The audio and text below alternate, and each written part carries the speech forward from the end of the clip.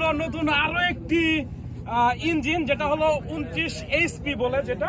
আর এর আগে যেটা উড়াইছিল সেটা হলো 16 এইচপি দিয়ে, সেটা দিয়ে বেশি উপরে উঠা যাচ্ছিল না। আমরা কিন্তু বারবার আপনাদেরকে দেখিয়েছি বেশি উপরে কিন্তু উঠতেছিল না। আপনারা বারবার আমাদেরকে কমেন্ট করেছিলেন যে বিমান এত উপরে উঠে না কেন, পানির থেকে 20-25 ফুট উপরে উঠলে আর উঠে না। এর জন্য একটা ইঞ্জিনিয়ার কোম্পানি থেকে উনি এটা গিফট পেল স্পন্সর হিসেবে।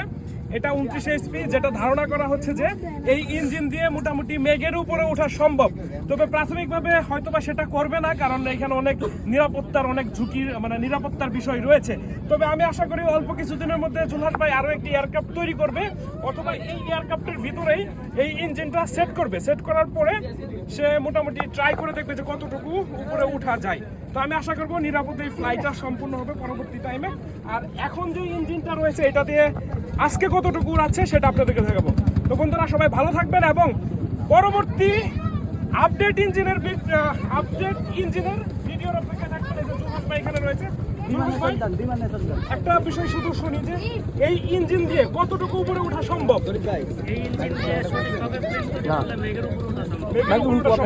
যেটা বলেছিল, আমরা আশা করি সামনে কতদিন পরে আপনার এই নতুন আরো একটি আপনার উদ্ভাবনী জিনিস দেখতে পাবো, যে মেঘের উপরে ওঠা সম্ভব এরকম এয়ারক্রাফট। মেঘের উপরে ওঠা সম্ভব এরকম প্লেন তৈরি করতে আজ থেকে প্রায় 6 মাস সময় 6 মাস সময় লাগবে। লাগবে 6 মাস পরে আস্তে আস্তে মেঘের উপরে। আর এইটা দিয়ে আপনার এই প্ল্যানটা কতদিন পরে ট্রাই করবেন? মনে হয় 1 মাস পরে। 1 মাস পরে ট্রাই করবেন আর কি। তো আশা রাখি বিমানের কাছে নেন ওই ইঞ্জিন আর এইটা দেখান।